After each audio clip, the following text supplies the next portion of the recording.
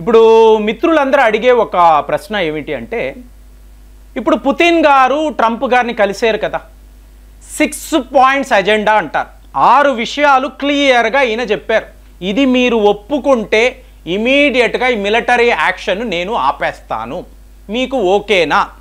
Trump గారు ఏమన్నారు, ఓకేనండి, మీరు చెప్తున్నదల్లా కరెక్ట్గా ఉంది, సో ఇదే నేను జెలెన్స్కీకి చెప్తాను, యూరోప్ యూనియన్ నాయకులతో కూడా మాట్లాడతాను చెప్పేసి వీళ్ళు వెళ్ళిపోయారు. ఈ మాట ఎప్పుడైతే ట్రంప్ గారు జెలెన్స్కీకి కన్వే చేశారో, నో, నేను ఇదైతే ఒప్పుకోను, నేను చెయ్యలేను అని జెలెన్స్కీ చెప్పాడు. ఇదే విషయాన్ని ఇతను యూరోప్ యూనియన్ నాయకులకు కూడా చెప్పాడు. వాళ్ళు కూడా పుతిన్ చెప్పే మాటలను మేము ఎప్పుడూ నమ్మము, అతను పదే పదే మిమ్మల్ని ఫూల్ చేస్తున్నాడు, ఇప్పుడు కూడా అదే చేశాడు, మళ్ళీ ఇదే మాటలు మీరు మాకు చెప్తున్నారు, మేము జెలెన్స్కీ దీనిని ఒప్పుకోము, క్లియర్గా చెప్పేశారు. సో మిత్రులు ఏమంటారంటే, ఈ గొడవంతా ఎందుకండి? ఈ జెలెన్స్కీ ఎక్కడ ఉన్నాడో రష్యా వాళ్ళకు తెలియదా? ఏ బంకర్లో ఎక్కడ అండర్ గ్రౌండ్లో దాక్కొని ఉన్నాడో తెలుసు కదా. మీకు సింపుల్గా వీడిని లేపేస్తే ఈ యుద్ధం అయిపోతుంది కదా, క్లియర్ కదా. అంటే ఇది జరగకూడదని వ్లాదిమిర్ పుతిన్ గారు కోరుకుంటారు. ఇదేంటండి, ఇలాగ ఆలోచిస్తారు అంతే.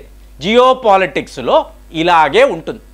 ఎందుకు అంటే జెలెన్స్కీ ఉన్నంతసేపు కూడా మీరు చూడండి, ఈయన పుతిన్ గారు అలాస్కా వస్తున్నారు, కొద్దిగా లేట్గా వచ్చారు.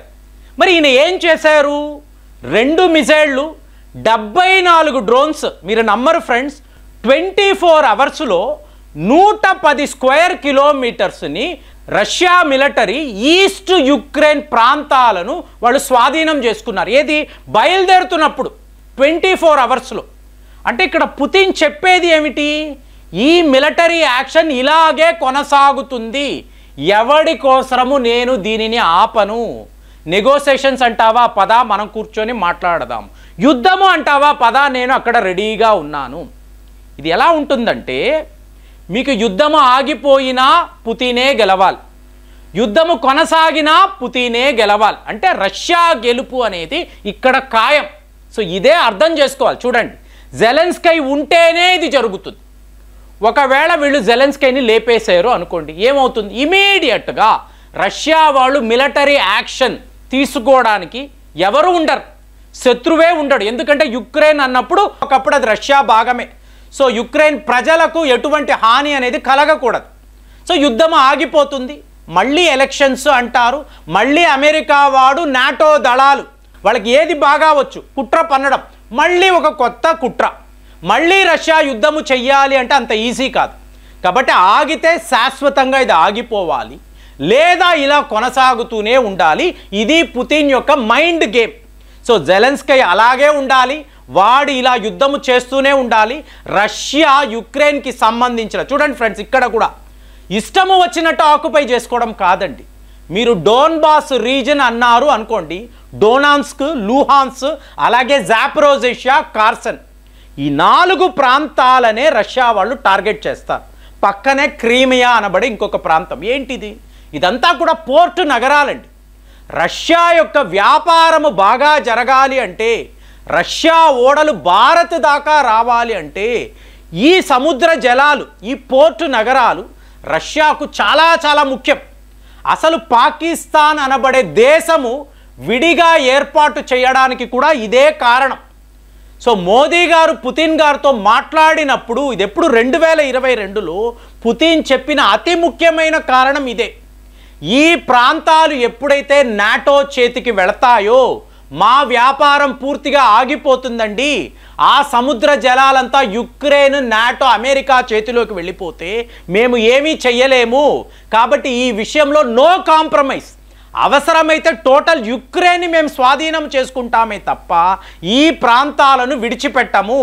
ఇంతకు ముందు నాటోకి మాకు అగ్రిమెంట్ ఉంది, ఈస్ట్ యూరోప్ దాకా మేము రాము అని వాళ్ళు అన్నారు, అయినా కూడా వచ్చారు, నేను ఉపేక్షించాను.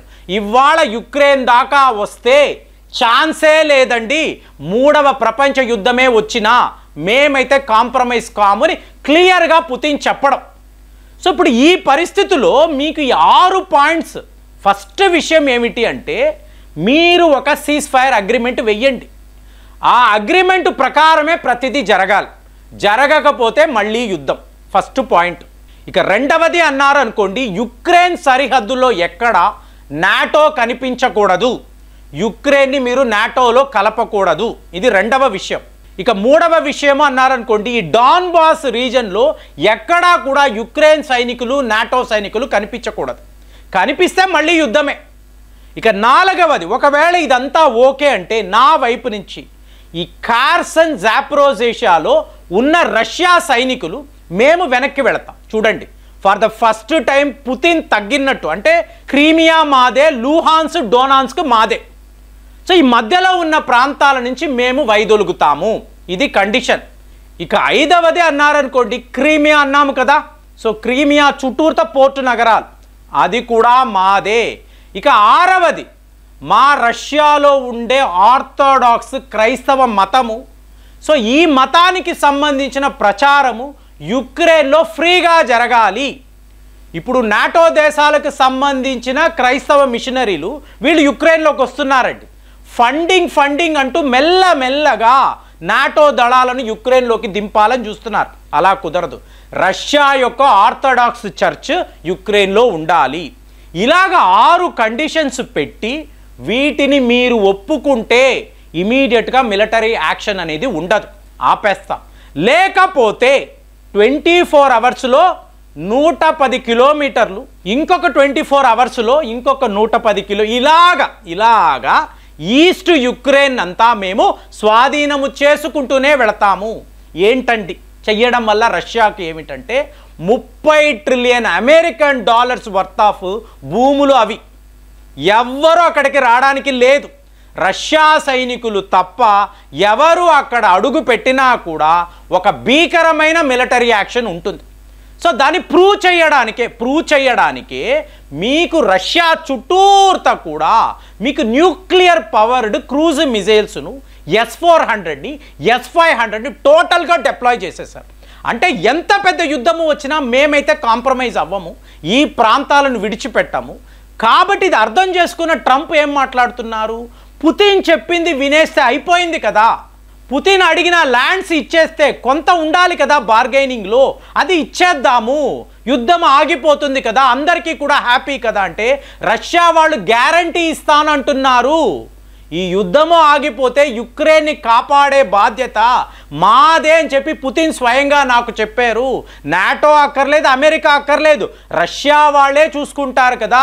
మరి ఇంత పెద్ద ప్రామిస్ ఇచ్చినప్పుడు ఇంకా ఏమిటి భయము, ఎందుకు ఇంకా కూడా మీరు ఆగిపోతున్నారు, ఒప్పేసుకోండి అని చెప్పి డొనాల్డ్ ట్రంప్ ఇవాళ వీడియో మాట్లాడుతున్న టైంలో జెలెన్స్కీ మీకు వైట్ హౌస్లో ఉంటాడు, అమెరికాలో ఉంటాడు.